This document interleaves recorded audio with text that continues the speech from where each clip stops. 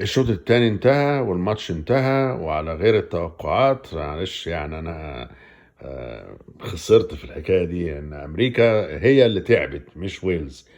امريكا تاني شوط تعبت، وويلز بقى يعني بقت اعلى شويه فتعادلوا طبعا، رغم ان هو بينالتي يعني، بس هو كان فيه هجوم جامد. وقبل ما اخلص الفيديو ده عايز اشكر الحكم القطري واللي معاه على إجادة التحكيم في ماتش صعب صعب صعب زي ده.